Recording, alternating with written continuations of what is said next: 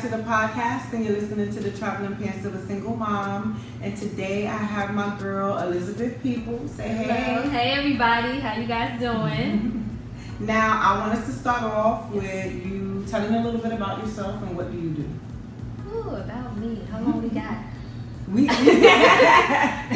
I'm just kidding. I'm gonna keep it real short for you guys. My name is Elizabeth Peeple, and I run You Are Life, which is a nonprofit consulting company, and our goal is to strengthen the infrastructure of nonprofits. So we are talking about your development/business plans, depending on what you call it.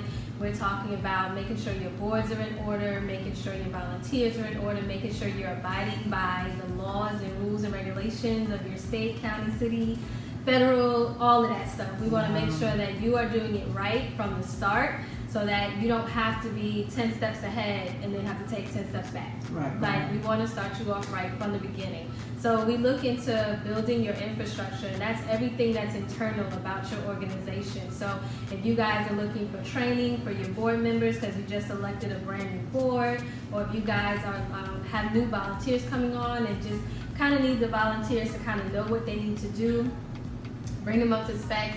I come in, I do those types of trainings, whether it's for you or the volunteers, because a lot of times we get volunteers for our nonprofits, but not quite sure what to really do with volunteers. We just come in and just help you guys build from the inside and out, so that way you can really go into the community and do what it is you really want to do. So that's really the basics of what I love to do. Nice. And I like to ask all my guests, how did we connect? If we can remember. Yes, of course. So, Nikisha Samuel, shout out Nikisha, hey. Went to her event, it was probably about a year ago. Coming up, yeah. Yeah, it's probably about a year ago now. And we actually sat across the table from each other. And so just in conversation and just going with the event and the wonderful speakers that we had, and just opening up and connecting. And then, of course, social media, following each other on social media. And so, it's just been, it's been a year. I know, I can't believe it. It's been a year. We've known each other for a year. Yes, it's been a year. Wow. Dang, the time is flying, right? Time is flying, because I felt like we just met, but and I have to say this, that in that year, she has grown so much. You have grown so much with doing your podcast, and I just remember your conversation that day and about what you wanted to do, and I mean, you were already doing it. You had already gone viral. Yes. It was like, I saw that video. I know. Yes, everybody who didn't, who's new to my page, the hair store video that I did. Absolutely, which I yes. now. You do? Absolutely. Yes. I did a black-owned business beauty supply store here in Altamont Springs, and that video went viral. And like she said, we went to Nikisha, that's how you say it, Nikisha's event, and that's how we met there. And like I said, this past year has been like crazy. I've been connecting with so much greatness. I know, I'm just watching the podcast, like, look at her go. I'm trying. And I did have a consultation with you, because I was one point thinking about starting a 501c3, and it's still something that's in the back of my brain, but I'm still kind of, working through it. But we had a consultation, and I must say, homie know her stuff. She know her stuff. Like, she knew every step that needed to be done. She was able to let me know if I said something or suggested something that wasn't right. You just like how you said, you start stuff, and then you think you're doing the right thing, and then you get somebody who knows exactly how it goes, and it's like, well, you should have did this, and this first, and you really kind of put all of that in perspective for me. But I'm glad you did the consultation, because that's one of the reasons why I like to do consultations. I just like to really speak to people and see what it is they really want to do, because a lot of people say, oh, I want to do a 501c3, and when you sit down and you talk with them, they don't necessarily know the exact steps that they need to take. So it's really good to have that consultation, just so you can kind of talk through some of your own ideas. And in that moment, you were like, okay, I know I want to do this, but not right now. Because of all that I have going on, and all of that is going to take to do this. So out of that consultation, you were able to make an informed decision, which is what I love to provide to my clients. It's like, I want to give you the big picture. Give you all scenarios, all options, so that you can make the best informed decision for your organization, not mine. Right, Yours. absolutely. Yes. So what is your mission statement? Oh, my mission statement. Yeah. I mean, I pretty much already said it. Well, My mission is to help build the infrastructure of nonprofit organizations through development and strategy planning. nice. Plain and simple. Nice. Yeah, it is plain and simple. Plain and simple. To the point. So what exactly does 501c3 mean? Like what exactly is that? 501c3 is actually a tax exemption that the IRS gives to organizations. There's different types of organizations that you can be. It doesn't have to be a 501c3, but that's the most widely used because a lot of people do charity events, charity organizations and things like that. So 501c3 is the most widely used nonprofit organization. But there's tons of other ones, but we'll keep it to that one for right now. But basically what 501c3 is like I said, it's from the IRS. It's a standard from the IRS that says you can be a tax exempt organization, meaning that if you're doing business in the community or whatever, you have the privilege, because it is a privilege, guys. IRS can definitely take it away. So I want you to know, having that 501c3 status is a privilege, and if you do not operate it correctly, they'll take it away in a heartbeat. Wow. In a heartbeat. But that's basically what 501c3. That's the easiest way to explain it. I mean, it's a long drawn out scenario for it, but basically it's an organization, a tax exempt organization that can operate in the community. So what are the benefits of taking that route, like getting the 501c3? Like, what are the benefits of doing that? The biggest one is again, tax exemption, being able to take in those donations and from different people, being able to receive grants. 501c3 status, you can receive grants for. So really, money is one of the biggest things, but it also allows you to operate within the organization for the community. And nonprofit, they're not looking at, it's not so that you can necessarily make a profit off of it, but it's for you to be able to do charitable works in the community and be covered by the government in the work that you're doing. Right. So they give you this little caveat to say you can work and do your program under this title, and when it comes time for tax time, which we're in tax season now, guys, so if you didn't file for your annual compliance, please do it before May 1st. Thank you. They will come and get you. Oh wow! And they're not playing now. They're not playing. Like right now, it's no jokes. They taking their money. Like, absolutely, absolutely. They will come and get it. So that's basically what 501c3 is for. Just for you to be able to operate as a charitable organization, receive donations, be able to do charity work in the organization, and like I said, legally be covered in what you're doing. Nice. And what are some of the questions you ask your clients before you get started with the process? Why? Big first question, why do you want to do this? Right. And I ask that question because we all know, everybody talks about walking in your purpose and being passionate. And I think some people feel like doing the 501c3 is the easier route to go. Oh, we'll get money, we'll get this, we'll get that. Right. But the thing about a 501c3 organization is it's not for you. Right. It's for your community. Nice. So I want to see that passion that you have. I want to know that whether you work with me or someone else, it doesn't matter.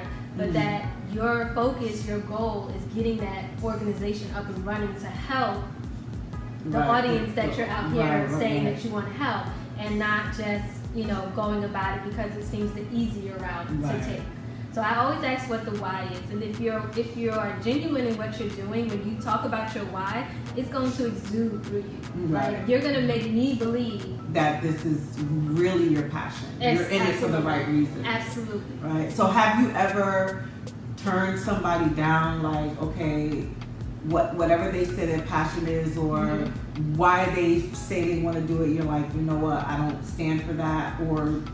I asked, you know what, I have not. Okay. I have not had to do that. I've had consultations, and I think through the consultations, people kind of make their own decisions, and not necessarily whether or not to work with me, but just about starting an organization, period. Once they kind of get a little bit more background on work, background information as to like what it's going to take to really start it, what it's going to take to keep and maintain it, all the paperwork that needs to go into it. So once they really do it on their own. Right. They make that choice. Right. And I'm okay with that because that's the whole point of the consultation. Right.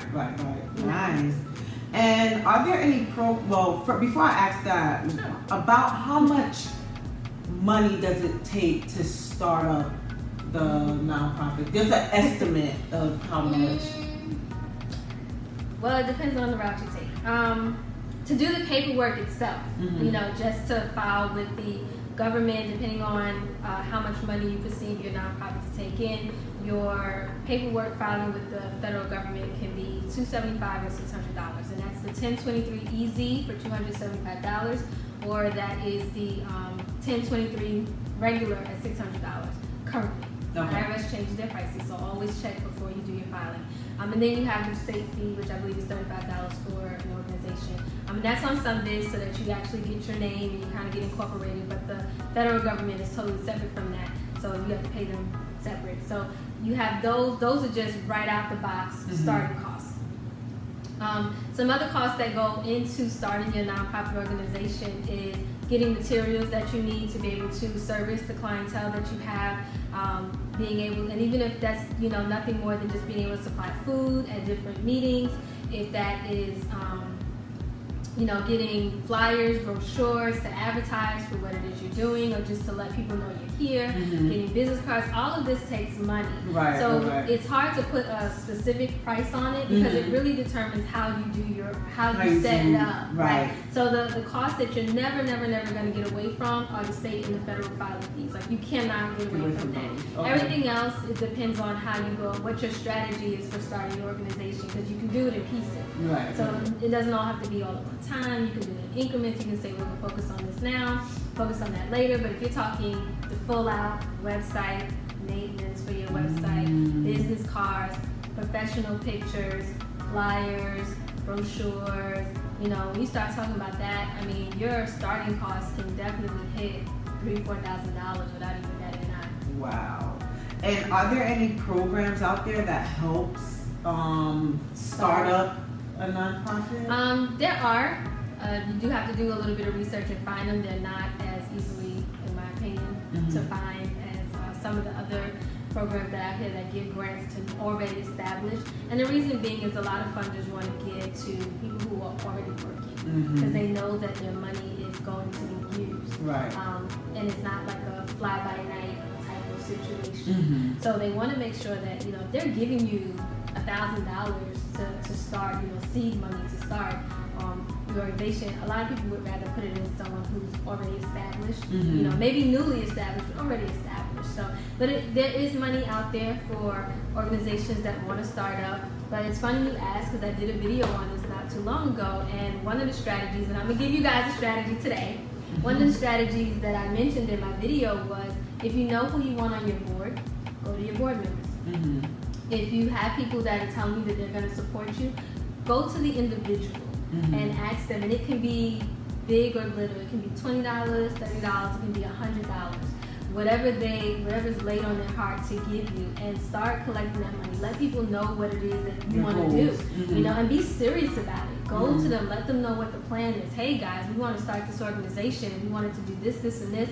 We just need this money so we can get that money so we can get that. And watch, and those people that say they support you and they're working with you, and your board members, because they should be contributing, you can start getting your money that way. And that's one of the, I'm not going to say easiest ways, but one of the easiest strategies that you can put in play from the start.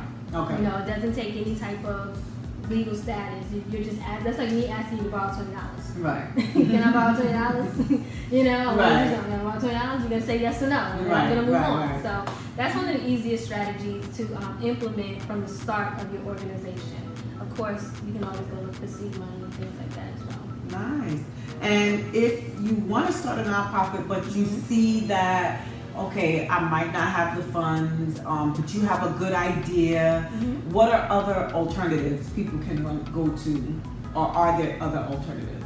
Absolutely. Again, go back to the strategy I just told you about, getting people to help you put it together, and it doesn't always have to be money that you're asking for. You can actually ask people who are able to implement some of those strategies that you want. So they kind of do it on their, not on their own, but they do it on behalf of you to help you get started. There's also,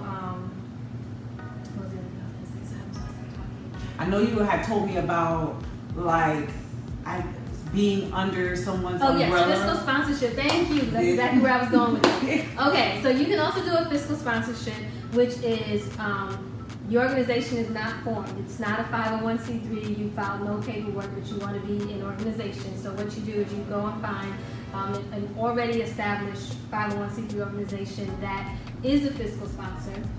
There will be some criteria that most fiscal sponsors have a criteria, but basically what a fiscal sponsor is it's an already established organization that you work under.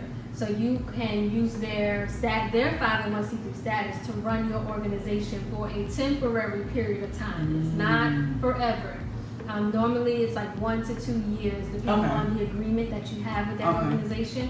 But what happens is that your organization can now receive money right away, and you receive it through their organization. So you use them, i.e. fiscal, you use them for the money portion of it. Where people that donate to you, let's say I'm your fiscal sponsor, you go out and you're raising your money, whatever, they on paper send it to me, I send it to you. And that's how you get money for your organization. Okay, so it still goes through them. Right, it has to go through their organization as a 501c3 organization.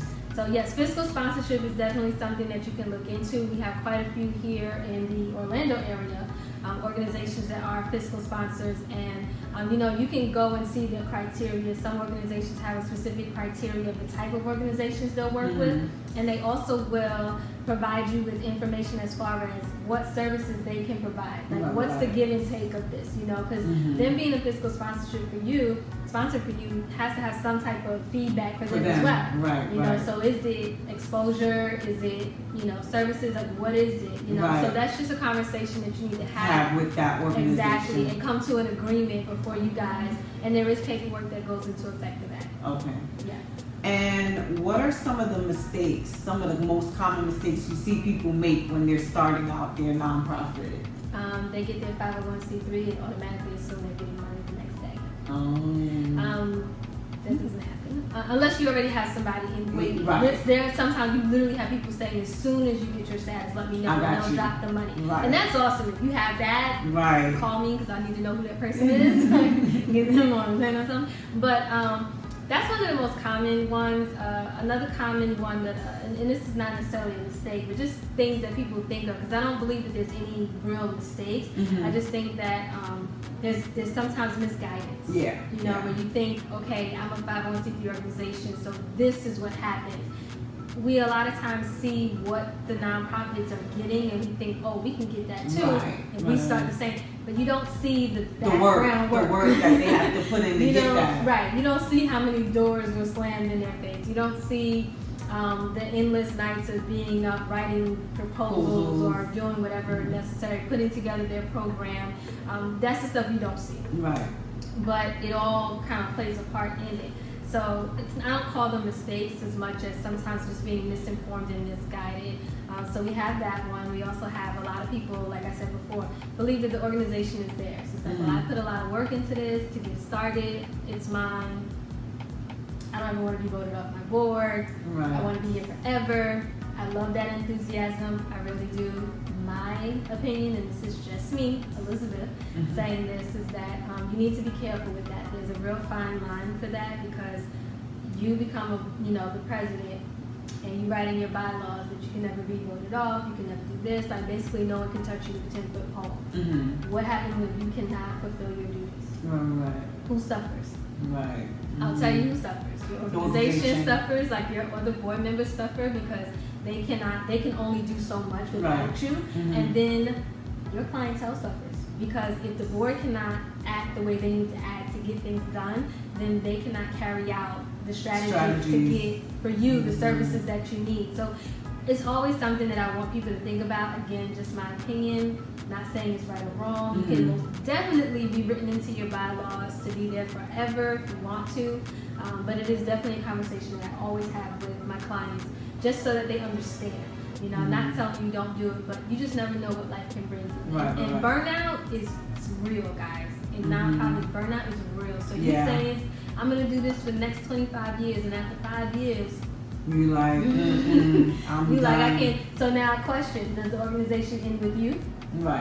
When you say you're done, even though you have a complete staff that's still ready to go, does it stop with you, and is that fair? So with the you said it's called bylaws? Bylaws. Yes. So can that be changed at any point? Like say, I say, okay, you know what? I'm the end all be all and blah, blah, blah. Then I see 5 years down the line, like, you know what? I thought this is what I wanted. Right. But I realized, okay, it's a little bit too much. I want to make changes. So you can go in and make changes to that. Yes, the bylaws can be amended. It has to be placed on the agenda at a board meeting, and it has to be majority vote. You guys have to have a quorum and vote on it and say, okay, we want to make this change, and then you go in and make the changes. Why is it necessary to have a board though? Like, why do you have to have a board?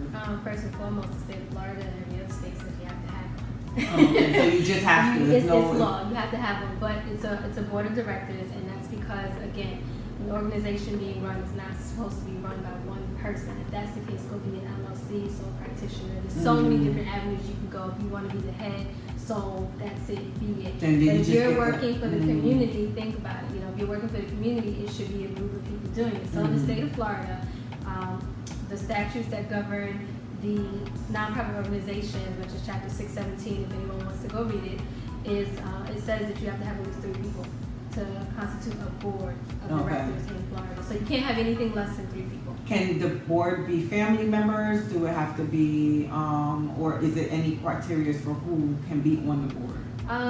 Specifically in the statutes, no. However, it's not necessarily recommended to have close family members together on the board, and that's just for the purposes that I feel are very obvious. Family members are going to back family members. So if everybody's ganging up on you, guess who's going to be in your corner? Me. So it kind of leaves a disadvantage. Yeah, you know what I mean? Like it's not. It doesn't leave an even keel for everything. Because you always think, well, especially if it's like a husband and wife or whatever, like you're always going to back your people and that kind of leaves. So if you're a 3-person board, and out of those 3 people, 2 of y'all are family members, you kind of leave the 3rd person out. Right, that's true. And what is the difference between a private foundation and a public charity? That's what it says. It's just well, foundations foundations in and of itself is different from a charity organization. Like a foundation normally just deals with money, not so much events, but that they give money to certain organizations for them to be able to fulfill what they want to do. So a lot of it's just money changing hands for a cause. With a charitable organization, it's a lot of times you see the people out in the community actually doing the work, giving the charity, as you call it, giving the charity to the community at large. So, if you just want to go based on words, that right there sets it apart. So a private foundation, you can have a private foundation, which is awesome. And your foundation may want to, every year you guys give money to organizations that deal with, let's just say, breast cancer. No problem. Those organizations that deal with breast cancer, when they're looking for funding, grants, et cetera, you're somebody they're going to seek out. Okay. Nice. Okay. And is a nonprofit organization exempt? Is it tax exempt? Or wait, hold on. Is a nonprofit organization exempt from taxes? So that is the purpose of being 501c3 tax exempt, is to exempt you from taxes. And what that means is that if you are purchasing, say, merchandise for the organization at a business that accepts tax donation, that does tax exemption, you just show them the required document, whether it's your EIN number, your certificate of status, whatever they require. In different places require different things. You give them that information, and once they clear it to prove that you are an actual tax exempt organization, from then on, when you purchase things, taxes come off. So let's just say you wanted to do an event at a venue, a hotel. The event costs X amount of dollars, and the taxes on it alone, let's just say $2,000. You come in with your tax exemption, you show, they fill out all the paperwork, they do what they need to do on their side, those $2,000 come off. Okay. And how do the people, you mentioned the EIN, because that was one of my questions, how do you get that set up? When you go and file for your nonprofit, when you start the paperwork for your nonprofit, so you go through the state and then you go through the federal government and come back to the state. It's a 3-step process. So the EIN number is given to you once you do that first application. You get your EIN, but during the course of your applications, the EIN number is actually assigned to you. So once you get to that step, you get your EIN number assigned. It's basically like a social security number for your organization or business. If you run a business, you might as well. and that's the number that you use for a lot of information. So if you go to open a business, an account for the organization, a bank account, whatever, like you'll use that number for all of that information. It comes with Social Security, but they give it to you as you're going through the course of filling out the paperwork and filing and paying the filing fees. It's included with all that. It's not an additional fees, not any extra paperwork. Okay. They just give it to you once you pass a certain. Nice. And so what are some of the things that you're involved in? I know you came in, you gave me a flyer, so tell me more about what's going on with that. You said this is your second year? This is my second year. Okay. So for everyone out there, I am a business diamond LLC, but I have an ongoing joke that I'm business in mind, but nonprofit in heart. And I love to give back to my neighborhood. Like I always do. I grew up in New York City and was a participant of numerous organizations, because back then organizations were big. Now I don't know where they went. Yeah. You know, and I was participating, and I worked for some nonprofit organizations. So I've been surrounded by it pretty much my whole life. You know, if you're somebody who goes to church, guess what? You're part of a nonprofit. Just put that out there. But just surrounded by it my whole life. So coming into it wasn't hard. Fairly easy to do it. But with that being said, once I got the business up and going, I wanted to do something for my community, because I strongly believe that if I'm in the community and I'm working with people in the community and I'm a business in a particular community, there's some type of way that I should be able to give back to that community. I shouldn't always be asking for people to pay for services. Like, what is it that I can offer back to the community? So last year I had my very first Girls Youth Conference. So, and so it's actually, I'll take a step back. Okay. The name of the company is You Are Life, and LIFE is an acronym that stands for Leading an Impactful Future in Excellence. So my youth conference is called the YAL. You are leading an impactful future in excellence Girls Youth Conference. And so we did the first one last year and had an amazing turnout. I could not have been happier. The girls had such a wonderful time. We had awesome speakers. And it just turned out so well. But the purpose of me starting it was because I wanted to kind of connect, young girls like me. I just think about myself, and when I was in high school, what could have been done to help shape some of the stuff that I could have done in life. And sometimes just seeing someone that looks like me or resonates with me, or when I hear their story, it's like, wow, and that kind of sits well with me. How much of a difference that could have made in my life. I mean, I'm doing well, don't get me wrong, but you just never know what could have been that avenue that you could have taken that could have helped a lot. So I decided to do this, and I picked particular topics. I'm all about education. I'm a huge advocate for education, which is probably why I spent a lot of years going to school. But I picked a couple of topics, and did you have it? I have it. Just gonna show you guys the flyer real quick. So this is the actual flyer, and some of the main topics that we talk about are communication, finances, health, and personal development. And we do this conference for youth that are in high school. And I picked those topics because I feel like those are topics that are not talked about a lot when you're in high school. Absolutely. They just kind of want you to hurry up and get done and go to college.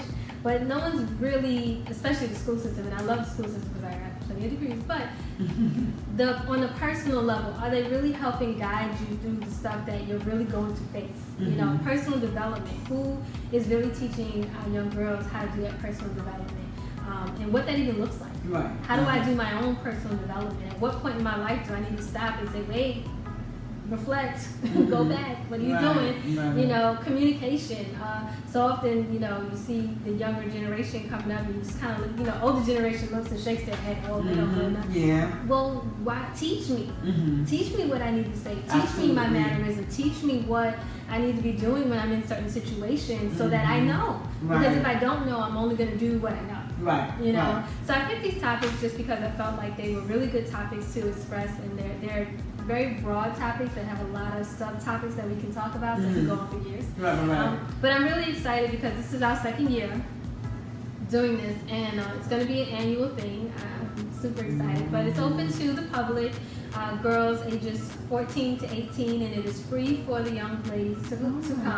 Nice. Yes, because look, we're trying to help you, not, so it is free for the young ladies to come. But I do encourage women in the community, parents, school teachers, anyone that is in a leadership role, to come out and just show the girls that we support them, that we have their back. Like, whatever you want to do, like, just put it out there. We're here to help you, guide you to be able to get those dreams, you know. So I always encourage our adults to come out as well. Just it's a youth conference, but they need us.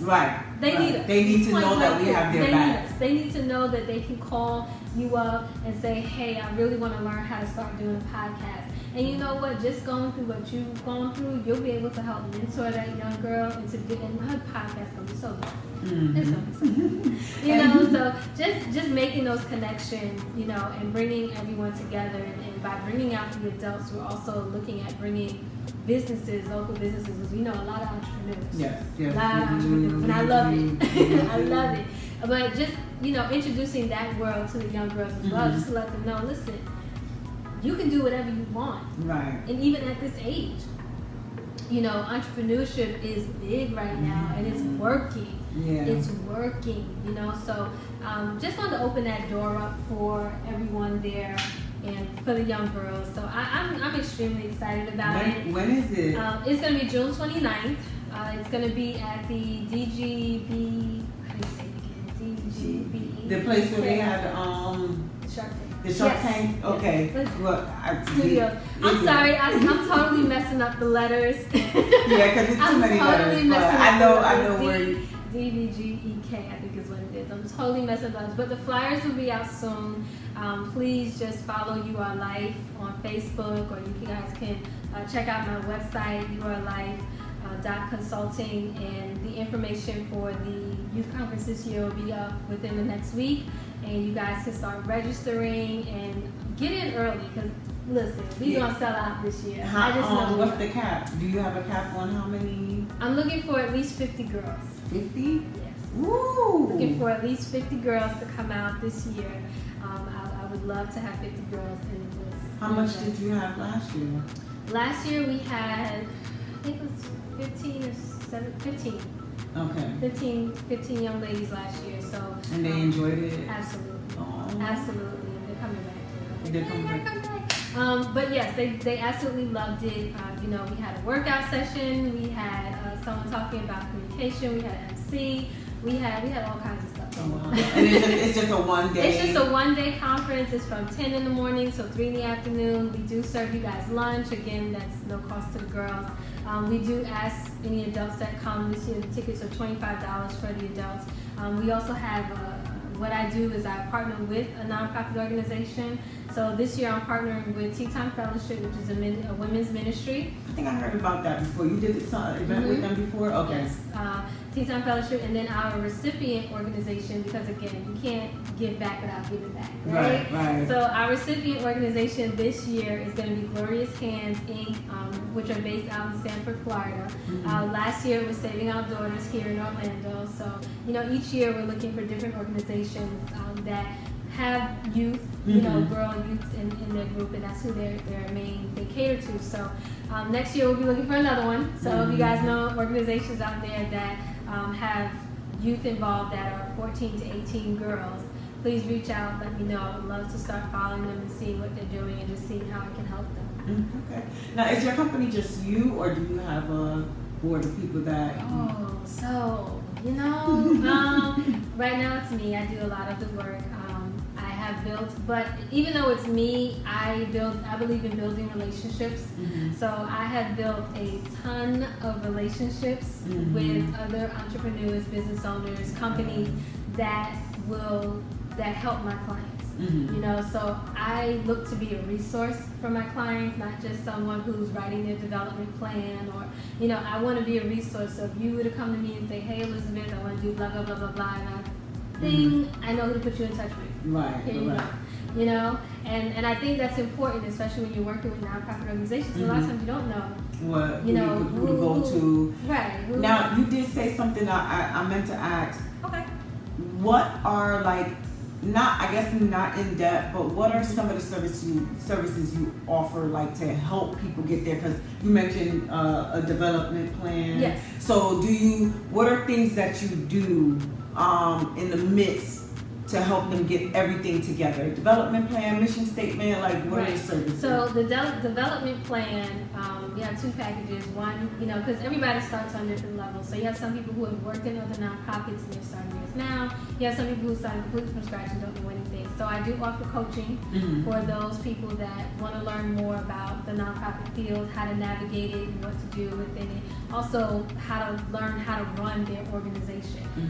Management of your organization is very important if you want to stay in this game. Right. And then we have a basic plan for people who kind of already know what they're doing, but they kind of need you to come in and organize, put everything in order. Like, we got these wonderful ideas, we know how we're going to do it, we just need you to come in and organize it for us, put it all on paper. I do all the writing.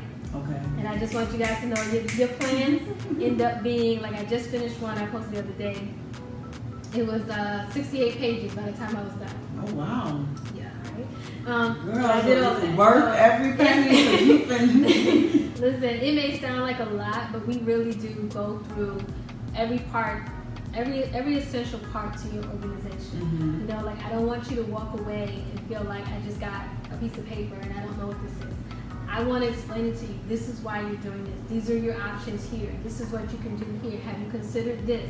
It could work best here. It could work best there. So it's not just you give me all your information and I regurgitate it. That's not what I do. I walk you through the process. I'm explaining things to you. I am showing you things. And I'm the type of person where, like, I'm gonna show you things that I got done. So if I got a dope website, I'm gonna show you my website and be like, yo, you need something, to be like this. So just being interactive. I like to be very, very hands-on. So you get emails, you get phone calls, like, you hear from me. Right. That's good. That's good. Nice. So what? Maybe sometimes, because I don't know the full-on depth of having a 501c3 or a nonprofit organization. So if there's anything that I didn't touch, any questions that I didn't ask that you feel like people need to know, go ahead and shoot it if there's anything, because I know, I'm creating my questions and I'm like, okay, I don't know in-depth things, so I'm like, maybe I left out stuff that might be important that people need to know. So if that is the case. Okay, so, okay, cool. So I'm going to go back to the last question because I didn't really, you asked me about the services that I do, and I think this is important with what you're saying. So I touched on some of the stuff earlier, but the development plan, which is, I call it your blueprint. Like, when you're done with your development plan, it should literally outline your goals, your strategies for your goal, like your benchmarks, when you're going to get there, how you're going to do it, which ones are best for you now. A lot of people have wonderful ideas, but that idea is going to take 5 years. Okay. Scale it back. Let's do the baby steps. Step by step will get you to where you want to be ultimately. So I do a lot of that breakdown for them with the development plan. Development plan, and I'll just real quickly, it talks about your board, it talks about your volunteers, it talks about your organizational goals, not your personal goals, your organizational goals, what you want the organization to accomplish in this amount of time. The plan is basically, we run this plan for an organization for like their first 2 years.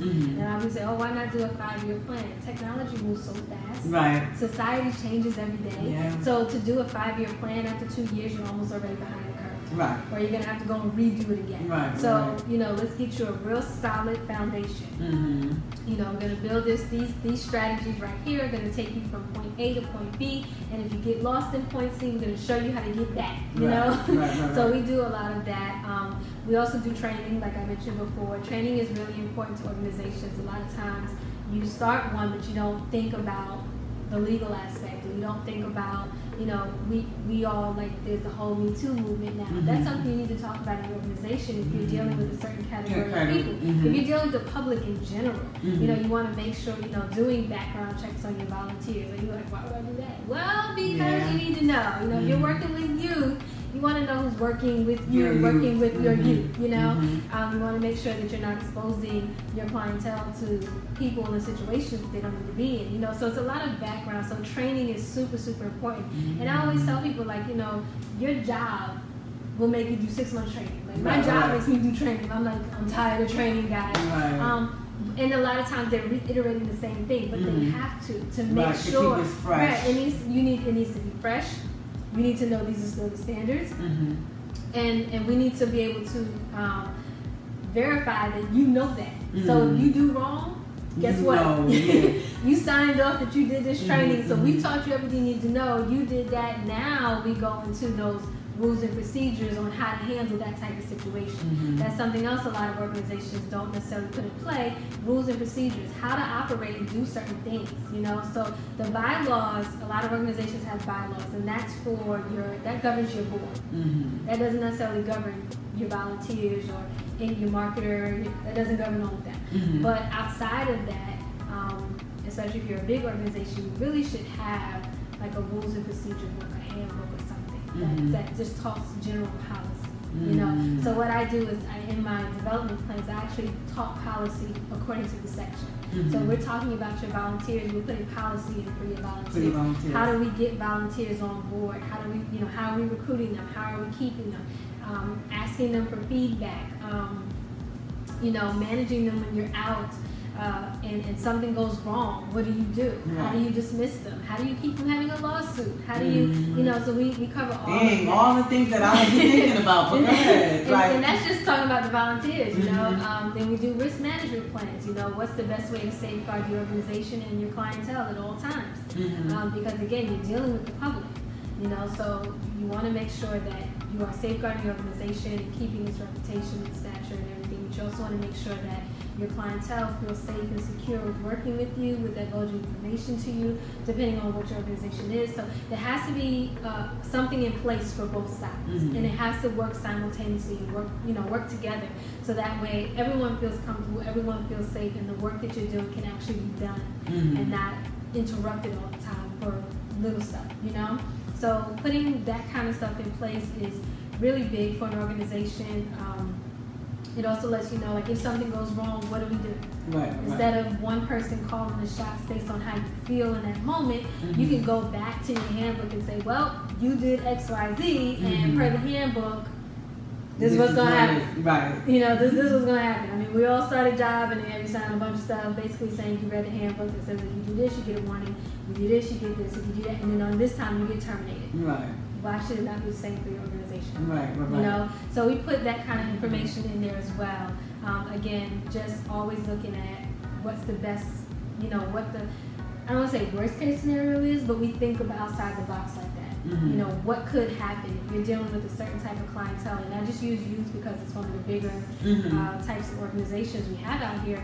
When you're dealing with youth, I consider that a sensitive category, because you're dealing with age, you're dealing with emotions, a lot of stuff goes into that, So when you're dealing with a sensitive category of clientele, you need to kind of handle it with kid gloves, make sure that everybody's okay. Something as small as, you have social media, and one of the youth in the organization requests you. Do you accept it? Do you not? What's the perception of that? What you should be able to go back to your policies or your handbooks and say, okay, this is the protocol for this. It says, you cannot accept a request from a youth unless permission from the parent. Okay, now you know what to do. You let the parent know. The parent says okay. You got okay. So there just needs to be something there. It's a lot involved. It's a lot, and I think that's why I was like, you know what? I'm happy. Like you said, it's good to do the consultation because you don't think that all of this is involved in starting a nonprofit. And I do think that most times people do feel like, oh, I'm starting a nonprofit, I can get money, people, whatever. But when we went into it, it wasn't like a scare me away. But it was like, okay, you need to think about what you're about to do. Like it's a good idea, but are you prepared to do that right now? Is your life set up for you to be able to handle all of this right now? And like you said, it's a lot of legwork. If you want to get donations and stuff like that, it's not just, oh, okay, this person is going to donate, or I could just go to this person. No, you have to do a lot of legwork. You have to go to different companies. I was watching I forgot the name of the show right now, but I was watching one of my shows, and y'all probably already know the name of it because I'm gonna say the character Issa without I guess she wanted to do a community event, Right. and she was going to different food areas, restaurants in the areas to see if they will contribute the food for the Right. event. So there's a lot of legwork going Absolutely. behind Absolutely. having that, and that's when I realized that when I had the book bag drive, oh my God, the legwork. It's time consuming. It's time, it's thought, it's strategy. Mm-hmm. Like when you run an organization, you're constantly thinking strategy. You Mm-hmm. have to be. Because that's how you're going to get things done. Mm-hmm. What comes first? What comes next? What comes next? Right. What comes next? Okay, you do this. You're strategizing. You're delegating. If you want it to go well, Mm-hmm. you have to do because there's so many facets that you have to think about. And even like when you're an organization, you're doing a really big event. It sounds great. Do you have security? Right. Who thinks about getting security? Right. But that's definitely You necessary. might want to get security. You Right. have X amount of people. So. There's a lot that goes into it, and one of the things that I want to basically change is the idea that a nonprofit pops up today and they're gone tomorrow. Because they got started, they got their 501c3, they jumped out there and they did their first event, and don't get me wrong, I am absolutely ecstatic, but then they stop and go, what next? And there's nobody there to say what's Right. next, So the important thing is that's why I do this. I want to be there to say this is what's next. This is what you need to do. This is the journey. If you want to do that, this is the journey that you need to take to get there, and walk you through that journey. If it takes you 2 years, I'm not saying I'm going to do you all 2 years, but walk you through at least the strategizing of that and putting it down on paper so that you can always go back and refer to it. Right. That's one of the reasons why I always provide my clients a digital copy of their development plan as well as a hard copy. Hard copy, people still like to open up a book and highlight and mark it up, and and then you have a digital copy because let's just say you want to make a change. You started out with maybe 5 board members. Now you want to have 7. Well, easy. Go back in there and change it. Right. You don't need to call me to do that. You don't need to call me to do that. You can make the change yourself. So, I try to make it to where it's very convenient for the clients. It's understandable for them. That they walk away knowing more about what they're doing. They walk away feeling confident about their organization and the plan that they have for it. They walk away feeling great because they know that they have a plan that can help the category of people that they want to work with. They walk away knowing that, wow, this idea is now on paper, and once implemented is a full-fledged organization. Right. Like, that's crazy.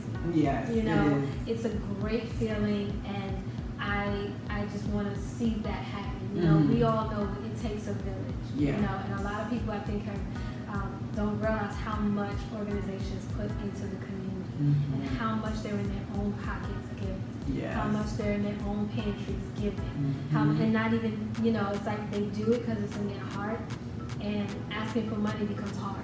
It's like, but I say this to all the people all the time, the ask is not for you. The ask is for your clientele. So don't be afraid to ask, because you're not asking for yourself. You're asking on behalf of those that are in need. You're asking on behalf of those that you're out here basically saying you're going to service. So don't be scared to ask. Someone says no, okay. You move on. Listen, if someone says no, you didn't lose anything. Right. That's the thing. You didn't lose anything. You can only gain by asking, but closed mouths don't get fed. Absolutely not. That's just what it is. Absolutely so people, not. Please don't be afraid to ask, and leverage your 501c3. Please leverage your 501c3. Go into these businesses and ask them, do they take this? And if not, ask them why. Why not? The government says I have the right to have this. I would love for you to, and if you did, I would frequent your business. Right. Like you would get another customer. Right. Don't be scared to put that out there in a nice way, of course. Right. Don't be out there on me. The Don't be like, blue listen, line. Tony. Okay, so you back. right. No, be nice about it, but don't be afraid to ask. You never know, and a lot of times businesses, especially smaller businesses, do have allocations that they give to nonprofit organizations, but it may not be on their website. Right. We know the big companies will put it on their website because they're nationwide and so forth and so on. But what about the smaller ones that are local? A lot of times they want to help the community because they live in the community. Right. You just have to ask. You just have to ask. Mhm. Just have to ask, you know? Yeah. So it's really that simple. When I did my event, I didn't go the 501c3 route, but when Mm-hmm. I did my book bag drive, that's what it was about. Like, I was consistently reposting and reposting for my what's that thing called that people put the money on now? I can't even think of it. Not the PayPal. GoFundMe. GoFundMe. Kept reposting my GoFundMe, asking different places if they want to sponsor, help. Even when after I got the funds together and I went to Walmart to go buy the supplies, this lady saw me like putting all these supplies in my thing, because I had a list of things that I needed and a number count, and and I'm putting all the supplies in there, and I'm picking up rulers, cases of rulers and crayons, and this lady just pulled me to the side and she just slipped $20 in my hand. She didn't know what I was doing it for. She didn't know nothing. She just thought, obviously, if I'm getting tons of supplies, it's a meaning behind it. Right. But if you just ask, or people see, that passion, because I think Talene, you went with me or you wasn't here? Yeah, Talene went with me, and I had the baby in the thing, and I'm picking up supplies, and I know she know I'm not getting all these supplies for these 2 kids. But if you just ask, but it felt so good, doing that event. Absolutely. It was so liberating. It felt so good because as a single mom, struggling, and it was times when my oldest daughter, you're trying to make it, Absolutely. and day by day. right, you're trying to make it, and this was like my first attempt of saying, this is my give back, even though I'm not in a space to give back, but I still wanted to do something. I still wanted to do something, and it felt so good. These kids really, I was thinking about it this morning. I said, I think I'm gonna do it again. I think I'm gonna see how it goes, because it was good. Like, we had food, we had music, we had painting. I had it at a huge park, so we had a big field, and we had soccer. The kids was out there playing frisbees, everything. Like, it exceeded what I wanted it to be, and that was because people helped. People help. People saw your vision. When people see the passion and they see that you're really, like, you're not just talking, like, you're really doing it, people will chip in and they will help. They just have to see the consistency, the passion. They have to see you move. Absolutely. And if you're not moving, then people are going to be like, okay, well, the funny thing about funding is that people want to give to things that are already emotional. So Yes. when you show them that this is going to happen, whether you help me or not, then it's like, oh, let me help. You know, but they gotta see it in you. They have to see it in you. I hope they see it this year. I hope they see it. Y'all saw I did it. It was in motion last year, guys. So hopefully this year it won't be, because it is rough. It's rough getting money. Even though it's for the community. It's to give back. It's to help others. But it's still rough. People do not, they reluctant. I don't know if it's because it was my first event and they're like, well, is she really gonna do this? Is she really gonna do a book bag drive? Sometimes you don't know how people thinking. But now that they saw the event and they saw, okay, she wasn't playing. Like, she legitly, I didn't have a 501c3, so I didn't, I wasn't able to, even if I probably did, again, with all the legwork, it probably wouldn't have been easy to get sponsors like that either.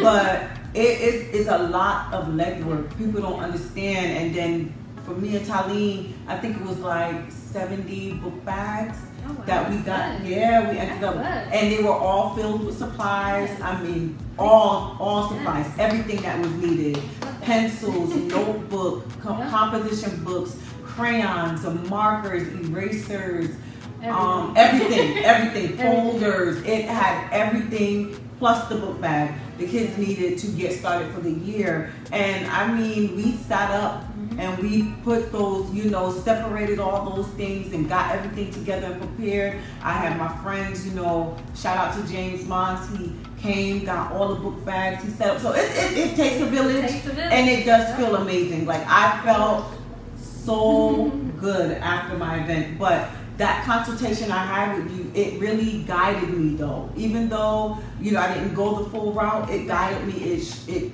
made me see, okay, this is what you can do right. Absolutely. This is what you can do wrong. Right. Like, even with the verbiage, when you were saying, don't say, like, I think you said, don't say donate, or when people were, because I wasn't 501c3, you was like, be careful with the words that you use. And I mean, that's the first thing. Can you donate, or whatever. When you say donate, people see tax write-off. So, and you have to know that the IRS is going to check for it. So if this person presents a tax write-off, and he's nowhere to be found, when you get rid of him. Right. So you have to be mindful in your verbiage, absolutely. Yeah. So people understand, what they're doing. Right.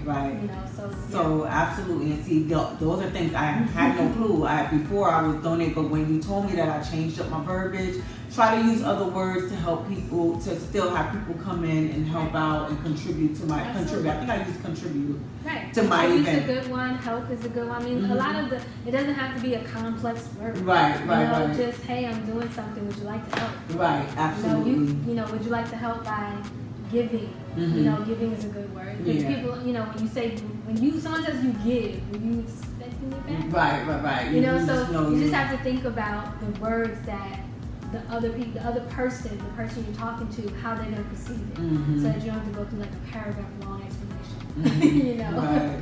But yeah, donation a lot of times is the same with, tax write-off. Well, people automatically assume you have a 501c3 when you say certain things. So yeah, you got to be careful. So it very, very informative. Right. So if the people, I know you mentioned it in the beginning, but if the people want to reach out to you and get more information, they're interested in starting their organization, and is it? Can people say people live far away, Texas, whatever? You can absolutely. I have clients in North Carolina, New Orleans.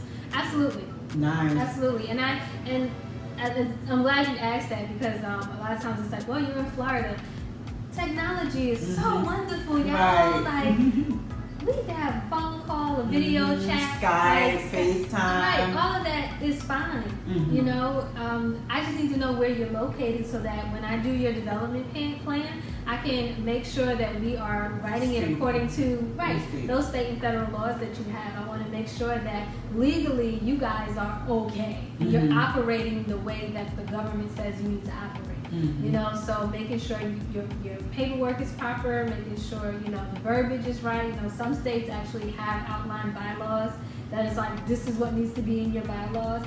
Well, if that's the case, I'm going to take it right from there. I don't have to create them for you, because your state already outlined it. But I do that research. I go find that out. Right. See.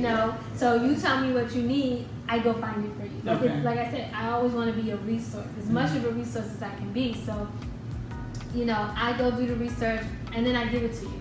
I say, it's not enough for me to say, hey, your bylaws say you need to do this. I'm giving you chapter, like, read it right here for yourself. This is what it says.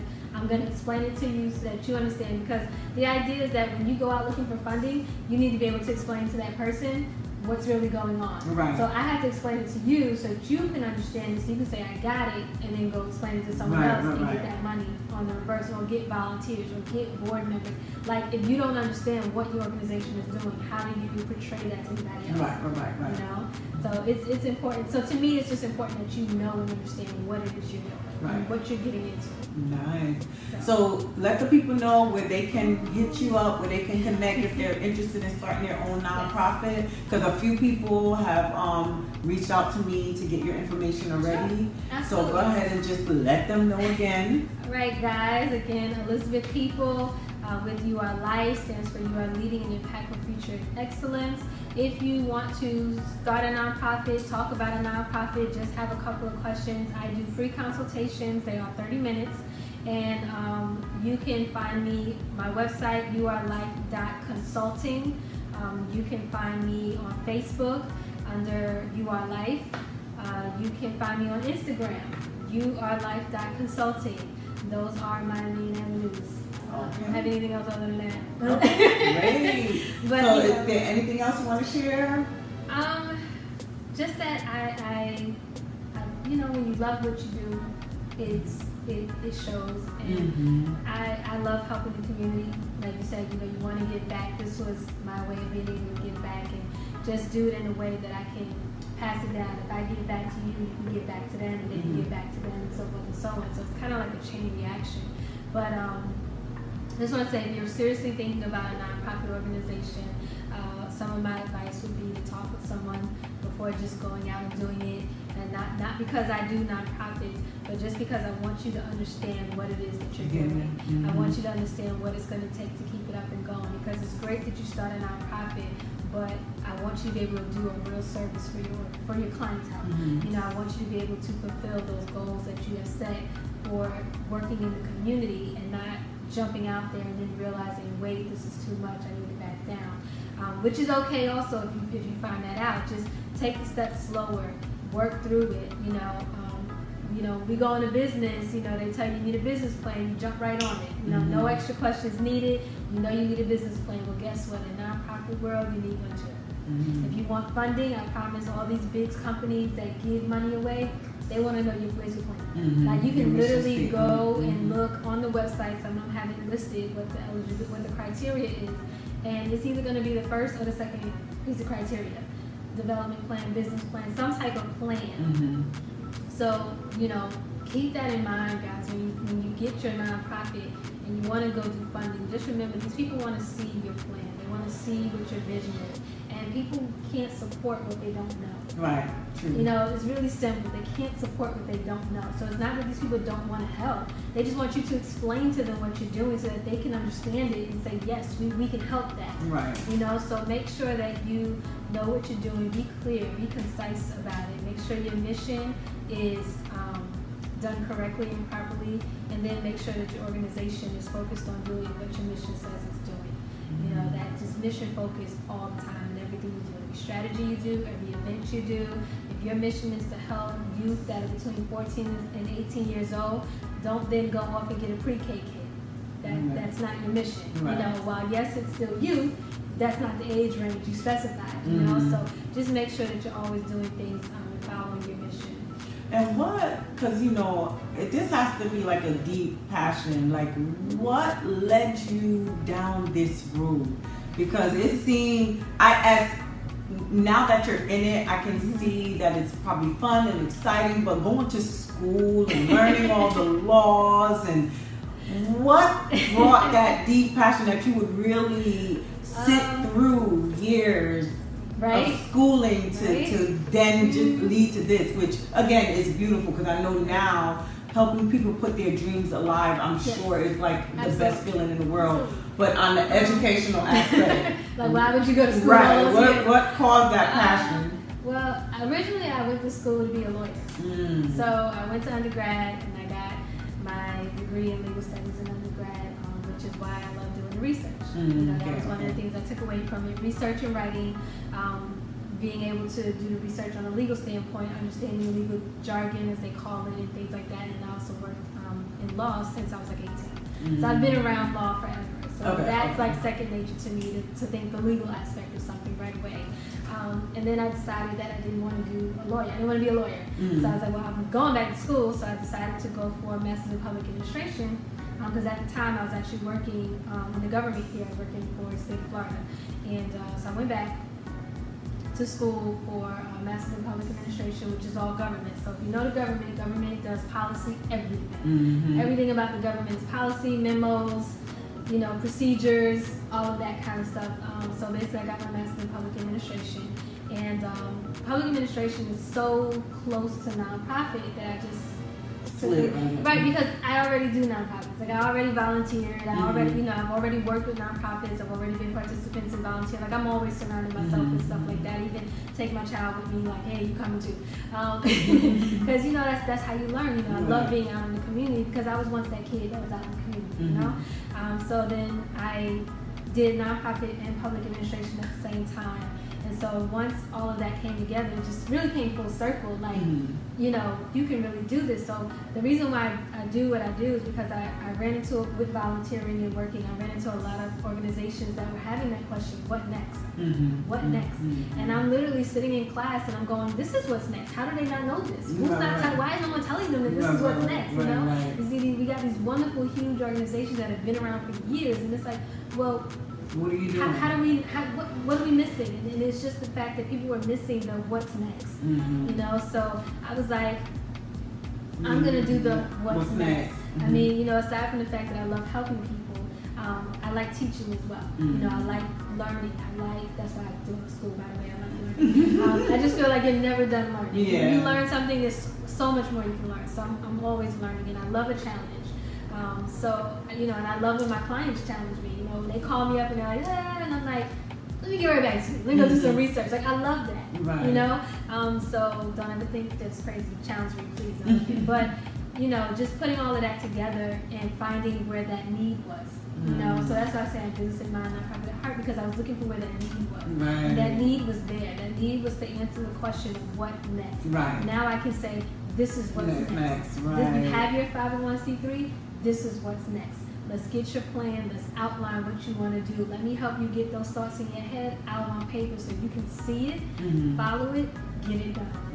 You know, so that's why I do it. It sounds crazy, but you know, but I will say, you know, life in school really prepared me so much to do this. You know, and so I don't mind. 68 pages is like nothing, because listen, when you're in a graduate program, let me tell y'all right now, them teachers don't care. You will be writing a lot of papers, sometimes 2 and 3 for the same class for the same semester. So, you know, I got very attached to my laptop. And I got very attached to writing and learning the lingo and just learning all about it. So, and then there's some things that I'm still learning, because things are ever changing. Ever changing. Ever changing. So, but yes, if you guys want information, just want to have a conversation, just want to do a consultation, and just to even see if that's what you really want to do, please give me a call. You know, sign up for, like I said, my consultations are free. They're 30 minutes. In that 30-minute consultation, I will answer questions for you. Outside of that 30-minute consultation, then, you know, you need to be a client. Nice. You know, so. Okay. Tell me, do we have any questions? No? All right, guys. So I hope you guys got all the information you need. And if you need any more information, you know where to hit her up. Again, she's Elizabeth Peoples on Facebook. You Are Life. On Instagram, youarelife.consulting. And my website is youarelife.consulting. Yeah, so make sure you hit her up. Her services are amazing. She's very knowledgeable. She knows what she's doing, and she can definitely lead you in the right direction.